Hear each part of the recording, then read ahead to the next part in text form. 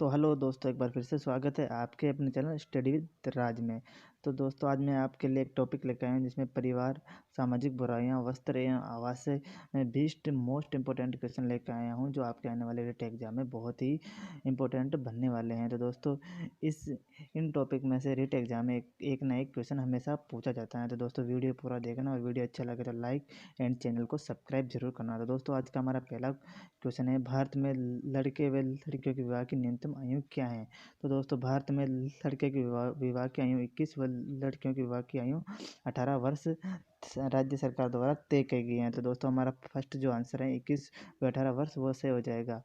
दोस्तों, आज का नेक्स्ट क्वेश्चन है, भारत में बाल श्रम को प्रतिबंधित करने के लिए बाल श्रम निषेध एवं विनियम अधिनियम किस वर्ष पारित किया गया। तो दोस्तों, 1986 में यह अधिनियम पारित किया गया जिसके तहत भारत में बाल श्रम को प्रतिबंधित किया गया है। बाल श्रम निषेध विनिमय अधिनियम कानून पास किया गया है। तो दोस्तों, 1986 ये आपको याद रखना है। तो दोस्तों, आज का हमारा नेक्स्ट क्वेश्चन है, लाइलॉन का आविष्कार किसके द्वारा किया गया।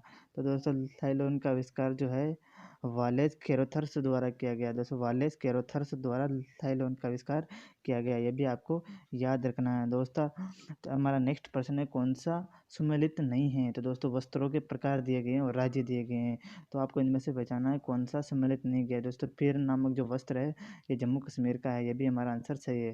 फानो बाजू दोस्तों ये पश्चिमी बंगाल का नहीं है, तो ये आंसर गलत हो जाएगा। राहिदे हिमाचल प्रदेश का, ये भी सही है। फुलवारी पंजाब का, ये भी सही है। तो दोस्तों, फानो बाजू जो है पश्चिमी बंगाल का वस्त्र नहीं है, तो दोस्तों हमारा सेकंड आंसर सही हो जाएगा। दोस्तों, आज का नेक्स्ट क्वेश्चन है, कुत्ता मछली यानी डॉग फिश का आवास है। तो दोस्तों, कुत्ता मछली डॉग फिश का आवास है समुद्र है, ये भी आपको याद रखना है। दोस्तों, हमारा आज का नेक्स्ट क्वेश्चन है, कश्मीरी चोंगा कहलाता है।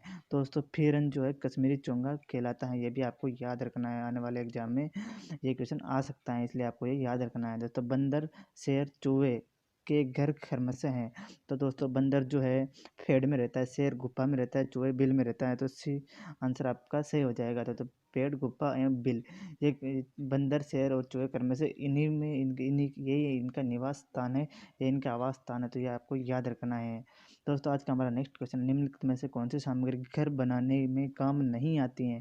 दोस्तों, नहीं आती है पूछा गया है, तो सीमेंट घर बनाने में काम आती है, लोहा भी काम आता है, पत्थर भी काम आता है, परंतु स्कूटर जो है घर बनाने में काम नहीं आता है, तो डी आंसर हमारा सही हो जाएगा। दोस्तों, आज का हमारा नेक्स्ट प्रश्न है, परिवार एक इकाई होता है जिसमें माता पिता और उसके 2 बच्चे होते हैं, ये कथन है। तो दोस्तों, सही नहीं, क्योंकि इस कथन में यह स्पष्ट करना चाहिए कि बच्चे जैविक है, तो दोस्तों यह तो हमारा आंसर गलत हो जाएगा।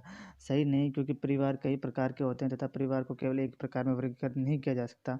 तो दोस्तों, हमारा ये आंसर सही है। तो दोस्तों, बी आंसर हमारा सही आ जाएगा, हो जाएगा, यह हमें याद रखना है। दोस्तों ये ऐसे क्वेश्चन बहुत कन्फ्यूज लायक होते हैं, इसलिए दिमाग से करिएगा दोस्तों, हमारा आज का नेक्स्ट क्वेश्चन है, निम्नलिखित में से कौन सा पत्थर राजस्थान के घरों के फर्श बनाने के लिए उपयोग में नहीं लिया जाता। दोस्तों, नहीं लिया जाता, ये आपको ध्यान से क्वेश्चन को पढ़ना। दोस्तों, नहीं लिया जाता, वहाँ पर हमारे क्वेश्चन गलत हो जाते हैं।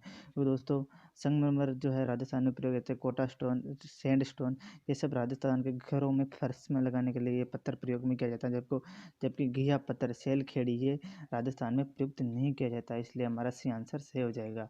दोस्तों, आज का हमारा नेक्स्ट क्वेश्चन है, भारत में बाल विवाह निरोध अधिनियम किस वर्ष पारित किया गया। तो दोस्तों, बाल विवाह निरोध अधिनियम 2006 में पारित किया गया, यह भी हमें याद रखना है। तो दोस्तों, आज का हमारा नेक्स्ट क्वेश्चन है, राष्ट्रीय बाल श्रम उन्मूलन प्राधिकरण की स्थापना कब की गई। तो दोस्तों, 5 जून 1990 को राष्ट्रीय बाल श्रम उन्मूलन प्राधिकरण की स्थापना की गई, तो हमें यह भी याद रखना है।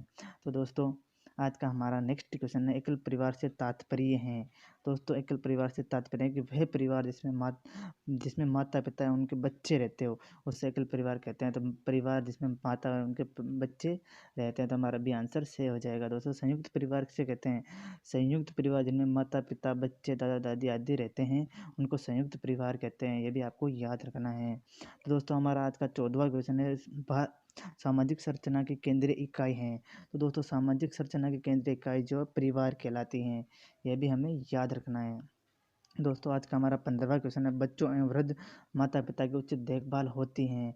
तो दोस्तों, बच्चों एवं वृद्ध माता पिता की देखभाल संयुक्त परिवार में होती हैं, तो दोस्तों आपको ये भी याद रखना है। तो दोस्तों हमारा आज का नेक्स्ट क्वेश्चन है, संयुक्त परिवार में कौन सा घटक साझा रहता है? कौन सा घटक साझा रहता है? तो आर्थिक भी रहता है, व्यय भी रहता है, खाद्य भी रहता है। तो उपरोक्त सभी घटक संयुक्त परिवार में साझा रहते हैं, तो ये भी आपको याद रखना है। दोस्तों हमारा आज का नेक्स्ट क्वेश्चन है, बाल श्रम का प्रमुख कारण क्या है? दोस्तों बाल श्रम का प्रमुख कारण अशिक्षा, गरीबी, अधिक जनसंख्या, ये तीनों ही बाल श्रम के प्रमुख कारण है। इसलिए हमारा आंसर उपरोक्त सभी डी आंसर हमारा सही हो जाएगा। आपको ये भी याद रखना है। दोस्तों आज का हमारा नेक्स्ट प्रश्न है, भारत में बहुविवाह हिंदू विवाह अधिनियम किस वर्ष पारित किया गया? था भारत में बहुविवाह हिंदू विवाह अधिनियम 1955 में पारित किया गया। हमें यह भी याद रखना है किस वर्ष में आया है, तो 1955 में आया है।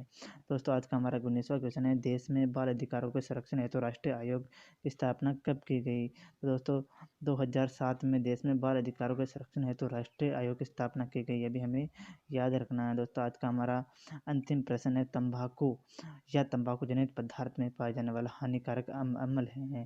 तो दोस्तों तंबाकू में निकोटीन नामक अम्ल पाया जाता है। ये एक हानिकारक अम्ल है जो तंबाकू में पाया जाता है, इसलिए ये भी आपको याद रखना है। तो दोस्तों कैसा लगा वीडियो? अगर वीडियो अच्छा लगा है तो लाइक एंड शेयर करना और हमारे चैनल को सब्सक्राइब भी करना, ताकि सबसे पहले नोटिफिकेशन आपको प्राप्त हो सकें।